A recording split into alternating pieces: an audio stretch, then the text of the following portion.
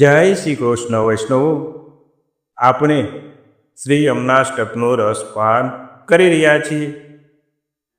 બીજા શ્લોકમાં આપણે શ્રી યમુનાજીનું ભૂલોક ઉપર પ્રાગટ્ય કલિંદ પર્વત ઉપર કેવી રીતે થયું તે સમજ્યા હતા.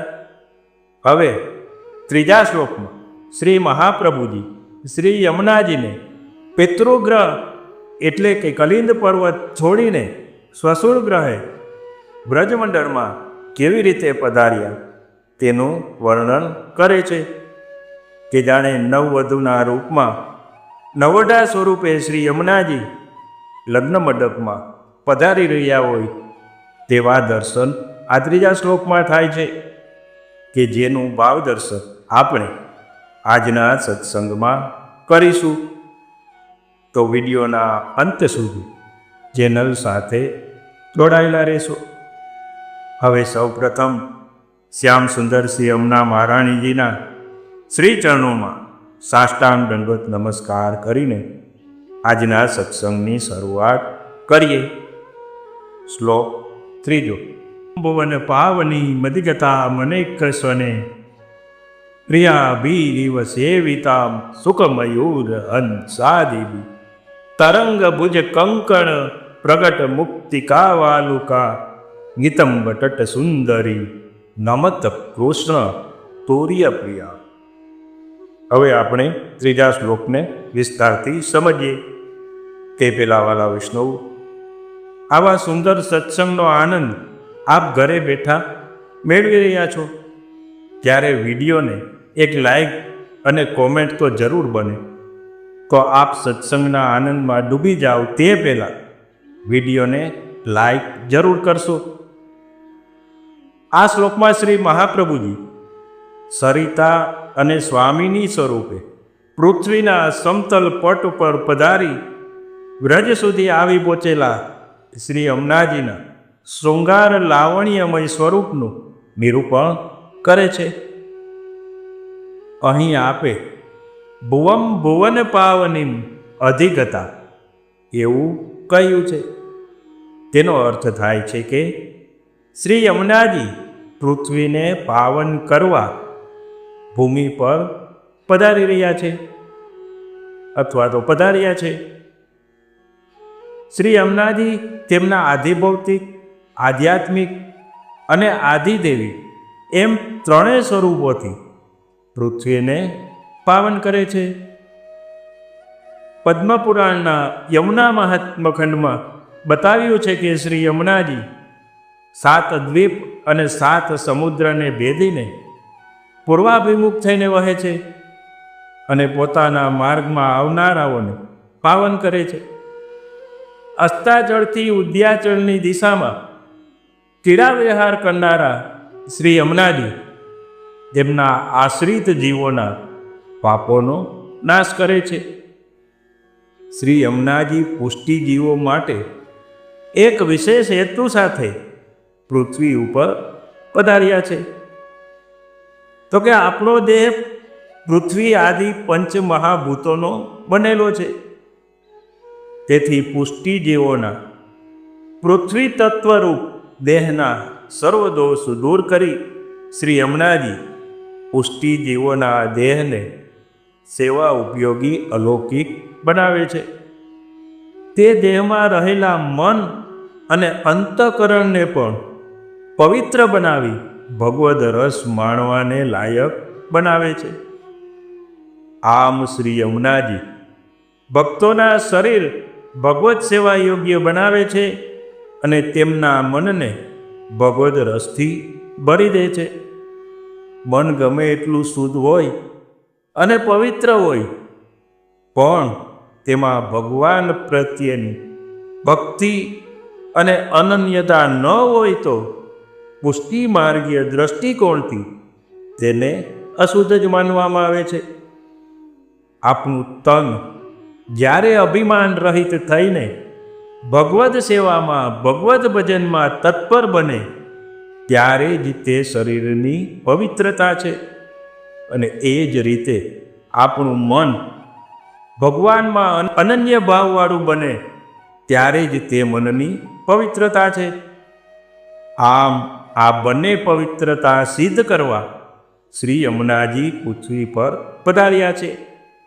શ્રી યમુનાજી ભક્તો તરફ ભગવાનનો અને ભગવાન તરફ ભક્તોનો સ્નેહ વધારવા ભૂમિ ઉપર પધાર્યા છે. તેમના તટ પર જે ભક્તો ભગવાનને શોધવા કે મળવા તત્પર બને છે તેવા ભક્તો તરફ ભગવાનના મનને તેઓ વાળે છે. ગોપીજનોએ શ્રી યમુના કિનારે વિરહ કર્યો ત્યારે તેમના પ્રેમને વશ થઈને શ્રી ઠાકોરજી તેમની વચ્ચે પ્રગટ થયા. ધ્રુવ અને પરાશર જેવા ભક્તો પર પ્રસન્ન થઈ ભગવાને તેમને ઈચ્છિત વરદાન આપ્યું છે.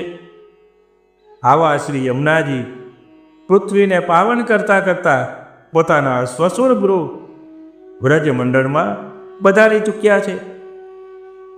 શ્રી મહાપ્રભુજી શ્રીમદ ગોકુલમાં ઠકુરાણી ઘાટ પર શ્રી યમુનાજીના દર્શન કરતાં કરતાં આગળની કડીમાં વ્રજમંડળમાં પધારેલા શ્રી યમુનાજીનું વર્ણન કરે છે.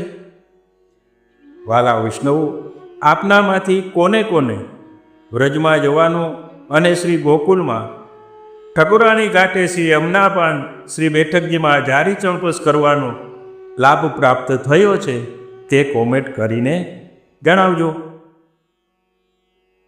હવે આગળ કહે છે, અનેક સ્વને પ્રિયાભીરિવ સેવિતા, અર્થાત કે અનેક પ્રકારના કલરવ કરતા સખીજનોથી સેવાયેલા શ્રી યમુનાજી. શ્રી યમુનાજી એકલા વ્રજમંડળમાં પધારતા નથી. જેમ નવવધૂને તેની પ્રિય સખીઓ દોરીને લગ્ન મંડપમાં લઈ જાય છે, તેમ શ્રી યમુનાજીને પણ પ્રિય સખીઓ જેવા પોપટ, મોર, હંસ વગેરે પક્ષીઓ વીંટળાયેલા છે. એટલે કહ્યું સુક મયુર હંસાદિ.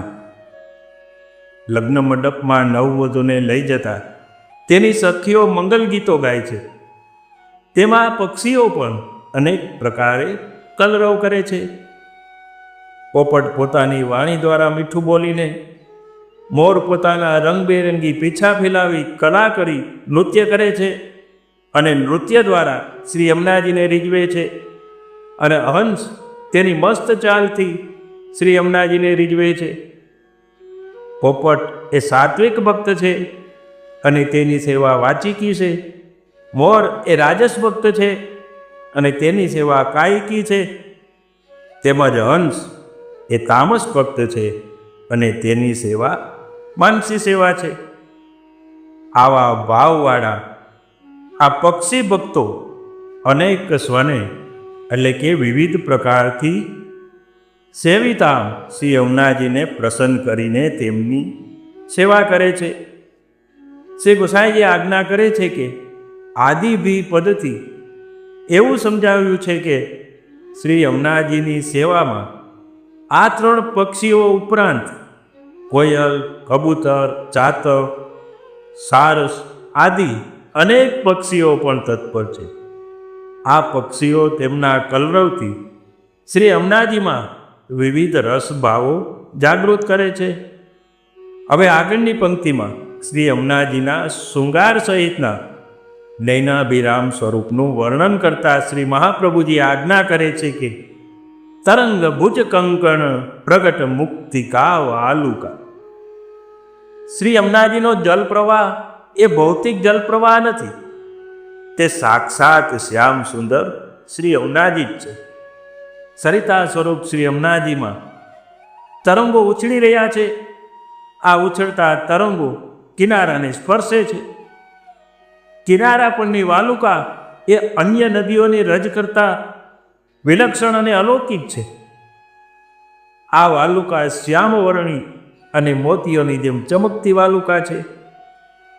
આવી વાલુકાને તરંગો સ્પર્શે છે ત્યારે એવા દર્શન થાય છે કે આ તરંગો એ આપની ભુજાઓ છે અને તેમાં ઝીણા ઝીણા મોતીના સુંદર કંકણો આપે ધારણ કર્યા છે. અર્થાત કે શ્રી યમુનાજીએ શ્રી હસ્તમાં મોતીના કંગન ધારણ કર્યા છે એવા દર્શન થાય છે. હવે આગળ કહ્યું નિતંબ તટ સુંદરી. શ્રી યમુનાજીના બે ઊંચા કિનારા એ વાસ્તવમાં આપના પુષ્ટ નિતંબો છે.